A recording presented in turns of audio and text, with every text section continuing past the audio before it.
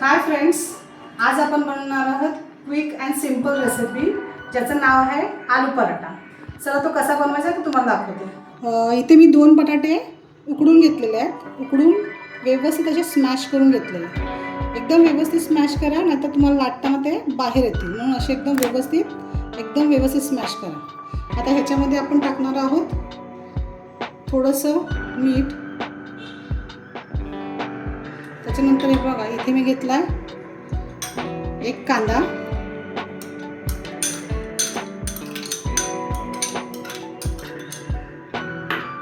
आणि खूप सारी कोथिंबीर. याच्यामध्ये कोथिंबीर थोडी जास्ती घाला तर खूप छान लागते. आता याच्यामध्ये आपण टाकणार आहोत थोडेसे घरचे मसाले, थोडीशी हळद, थोडी जास्ती टाका.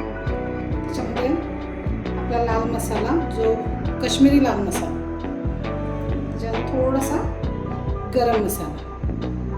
काश्मीरी लाल मसाला थोडासा टाका म्हणजे चव चांगली आहे. मिरचीच्या ऐवजी लाल मसाला वापरते कारण ते दातामध्ये येत नाही, थोडं तिखट मुलांना लागणार नाही. झालं, आता एवढंच टाकायचं आहे. आपली रेसिपी हे जे आहे झालं. फक्त मिक्स करूया. तर हातानेच मिक्स करणार आहे मी, कारण मला चमच्याने जमत नाही व्यवस्थित मिक्स करायला. बघा, हाताने आपण मिक्स करून मी तुम्हाला दाखवते आता किती सुंदर वाटेल ते. हे बघा मैत्रिणींनो, आता हे एकदम व्यवस्थित मिक्स झालेलं आहे. आता याला आपण साईडला ठेवून देऊया. इथे मी पीठ मळून असे गोळे करून घेतले चपातीचे. चला आपण मैत्रिणी सुरुवात करूया. चला, तर पिठामध्ये आपल्याला घ्यायचं आहे, गोळा घ्यायचा असा.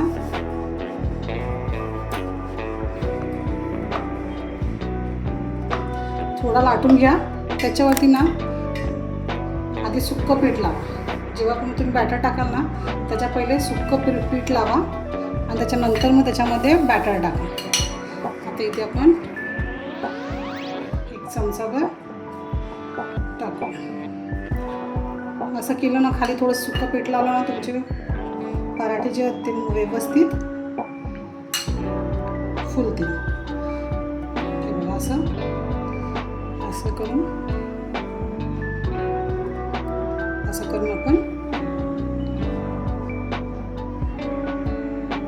गोल करून घेणार आहोत.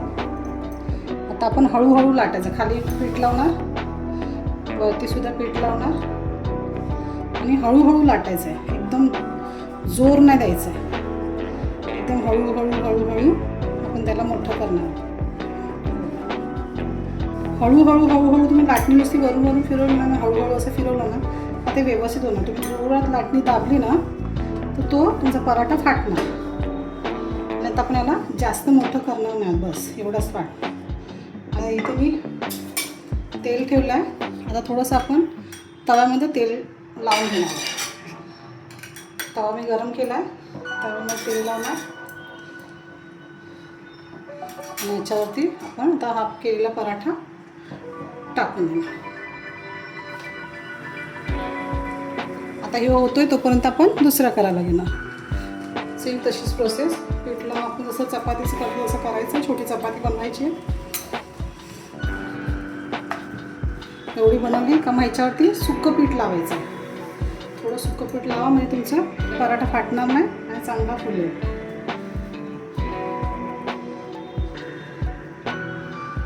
आता हे असंच बंद करायचं, वरती करून.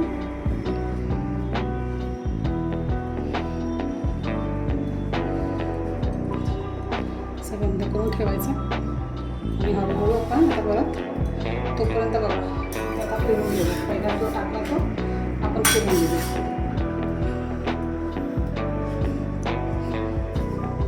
पहिला होते तोपर्यंत आता आपला आपण दुसरा लाटून घेऊया.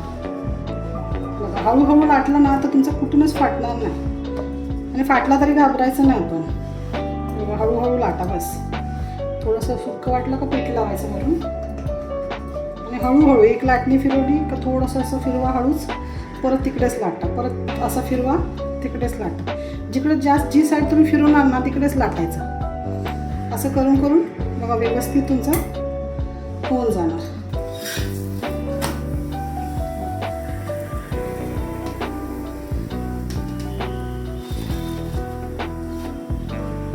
व्यवस्थित फुगेल बघा. फुगला ना व्यवस्थित. तर झाला का आपण अशी टोपली बाजूला ठेवून टोपलीमधून लगेच असं जवळच ठेवा आणि असा लगेच काढून घ्या. बघा आपला पराठा एक झाला. आता आपण दुसरा टाकूया. थांबा, टाकायच्या अगोदर हे तुम्हाला पुसून घ्यायचं. बघा काळा काळा निघणार ना तर ते पहिले तुमच्या दुसऱ्या पराठ्याला लागून जाणार. म्हणून तो तवा पहिला साफ करायचा आणि म्हणूनच हा पराठा तुम्ही टाका. आता आपण हा पराठा मस्त तसाच भाजून घेऊया. बघा दुसरा पराठा पण आपल्या इकडे शेकून व्यवस्थित झालेला आहे. तुम्ही आतमध्ये थोडंसं व्यवस्थित हे केलं ना तर हे करणार फुगणारच पराठे तुमचे. मी जे टिप्स दिले ते फॉलो करा, पराठा नक्की फुगणार. आणि फुगला की नाही ते पण मला कमेंट करून सांगा की माझ्या ह्याच्याने गेल्यानंतर तुमचा पराठा फुगला की नाही. आपले सुंदर आलूचे पराठे रेडी झालेले आहेत. हे मी मुलांना दही बरोबर देणार आहे. तुम्हाला असे नुसते खायचे असेल तर तुम्ही खाऊ शकता किंवा कशी चटणी, हिरवी चटणी किंवा कशावर पण तुम्ही खाऊ शकता. लोणचं, साधं लोणच्यावर पण खूप छान लागते.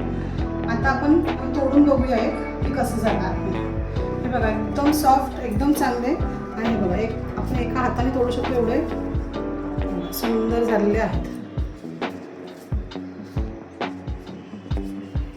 असा तोडून मस्त दहीमध्ये असा डीप करायचा. गरम आहे खूप. आणि बघा असा घालायचा आणि मस्त